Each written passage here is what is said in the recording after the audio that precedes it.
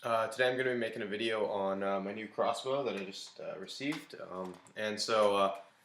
I had a few crossbows back a few years ago when I was still into nerfing, but now that I'm kind of took a break and now I'm back into it, I wanted to get my crossbows back because I did sell. I had like 4 or 5 of them, and I did end up selling them all when I left the hobby.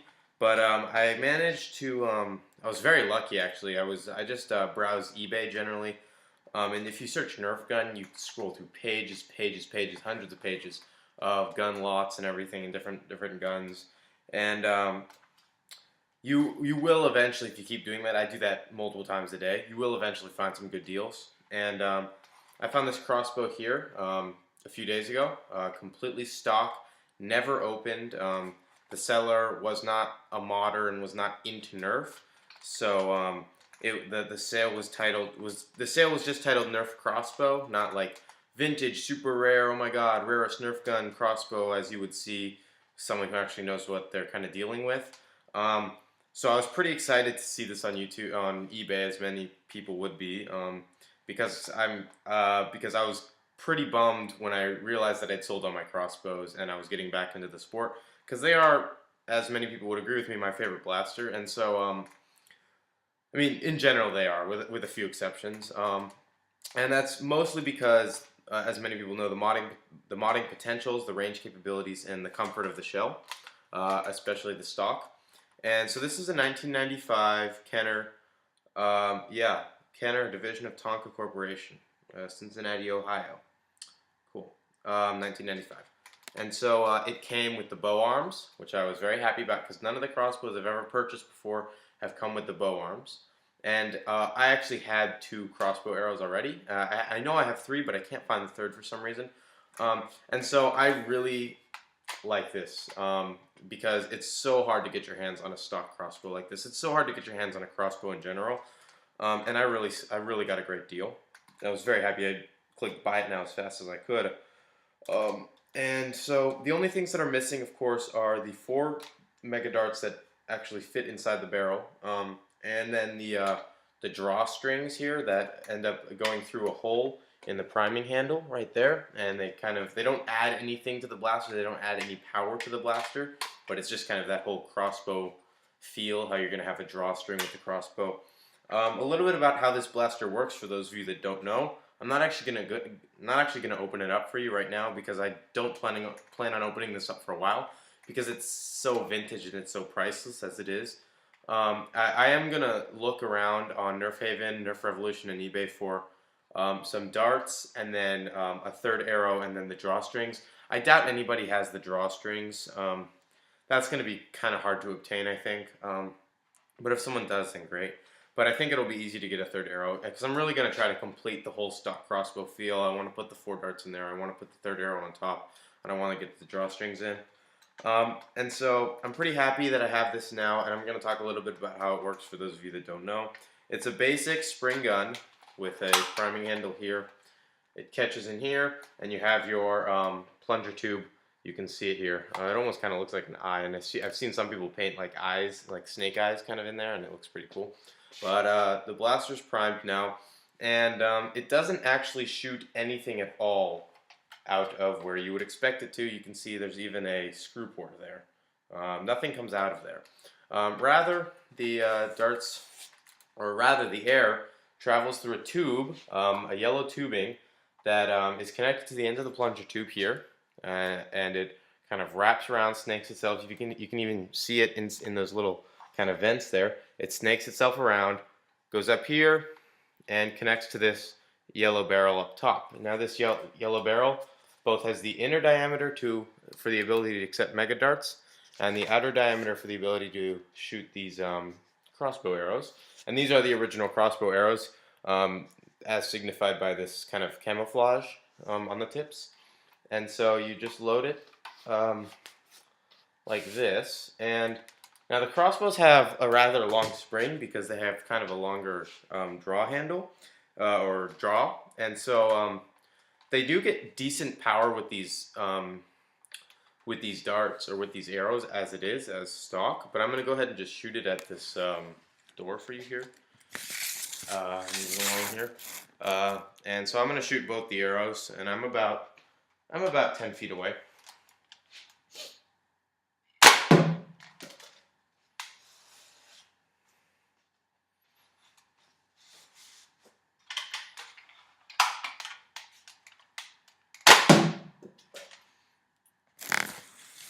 Okay, so there were both of the arrows, and as you can see, I'm going to actually pick them up real quick.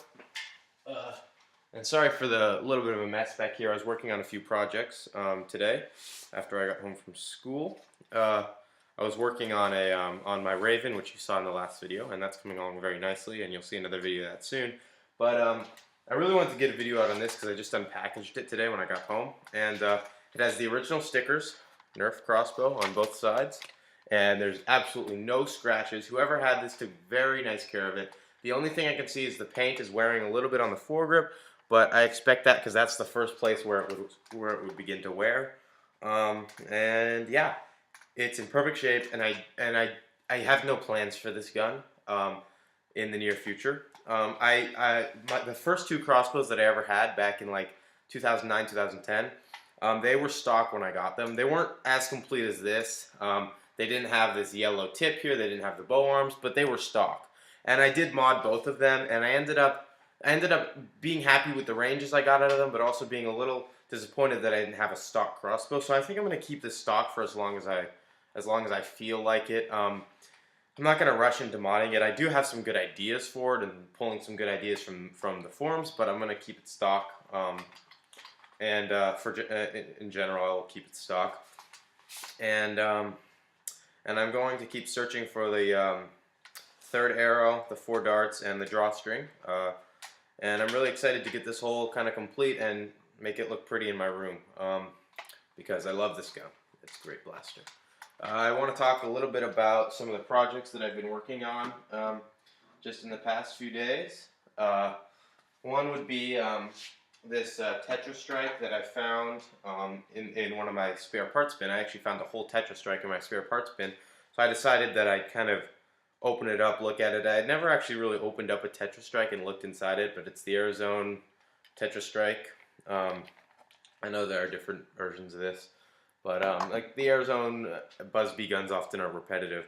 But basically how the gun works is you have this set of tanks, a set of 4 different air tanks that these two have the same length of release valve, and these two have the same length of release valve, or I mean, I don't know, release mechanism.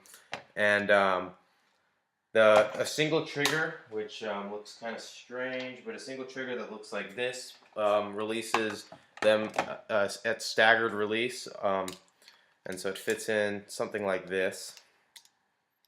Let me get all those little beads at the end there.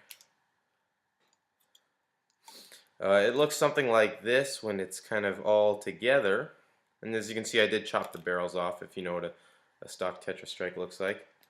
And so it has a staggered release. The top two obviously will shoot first, and then the bottom two shoot next.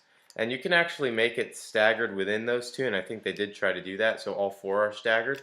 So if you can see here, this top tank has a thin bead and then a fatter bead, and then this one, which is the same length, only has the fatter bead. And so what that does is that allows this one to have a shorter draw than this one. So this one's going to be pulled first, then this one, then the same deal with these at the bottom, thinner bead, just fatter bead. So this one's going to pull first. It's going to go this one, this one, this one, this one. All 4 will fire within one full motion of the trigger though. And I'll just kind of try to give a demonstration of that. Maybe I'll flip it around so you can see the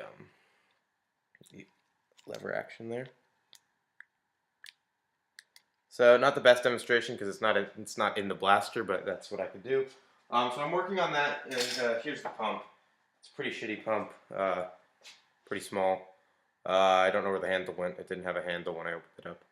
And I don't know when the release valve kicks in, but it's a very basic blaster, and I'm just gonna probably I have a spacer for it, so I wanted to really wanted to use that. So I'll probably replace the barrels with PETG, and that's about it. I won't do anything to the pump. Yeah, so that's just a fun little project. You probably won't see that again because I'm probably never going to use it. Then the last project is actually the Rayven that you saw, I guess, two days ago, whenever I posted that video, the stock Rayven, because I love that blaster. And so I'm actually working on, actually, you know what, I'm going to take you inside to my, so really quickly here are the internals of my Rayven that I was actually working on my counter here. The only reason I'm working on my counter is my garage, which we were just in, is a little cluttered. But so far I've removed all the mechanical locks.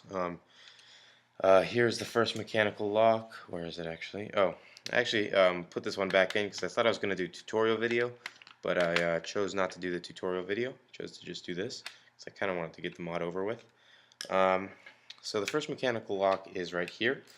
I mean, not the first, but one of the mechanical locks is right here in the stock end by the dart pushing mechanism. And basically what this does is it doesn't allow you to pull the trigger unless a clip is in. And so this you can just toss out. I'm just going to toss it out. The second mechanical lock is actually right here, and it's behind the trigger and behind the revving up button. And instead of completely removing it, I sanded down the nub that impedes the trigger movement by pushing on that nub on the trigger. I just sanded it down because I actually want to keep this rev up button in, although it's not going to serve any more purpose for me. And I don't want it to just kind of free dangling about in the shell, and this actually has a spring which helps to return this when you push it, so I kept that in. Hopefully that works out for me. I think it will. Now all the mechanical locks are removed, and I actually have removed all of the electronic locks. I just haven't snipped the wires yet. So as you can see here, I have the wire configuration all out of the blaster. So I'll be able to rev up the blaster and fire the blaster without, or I'll be able to rev up the blaster with the jam door being open, and I'll be able to fire the blaster without revving it up, and whatnot. So oh, and I'll be able to rev up the blaster without the clip being in. That's the other one. So let me see, is that good lighting? Yeah, I think that lighting's decent. And so I'm not going to spend too much more time on this video, but I'm just going to tell you what I planned for this. As you can see, these are the only two wires that you actually are going to need if you perform this mod that I'm doing, which is making it one switch. Instead of having a rev up button that you have to hold down, I'm going to make it one switch that probably comes out the side of the stock here. I've seen some where it comes out the back, but I'm probably going to put it in the side so as to not risk any shoulder incidents and flipping the switch off. So I'm going to cut these red and green wires, this red one particularly right before this kill switch right here, and then I'll have these two to splice together with two other wires that will run to a on-off switch that will poke out the side of the stock. It'll be very easy.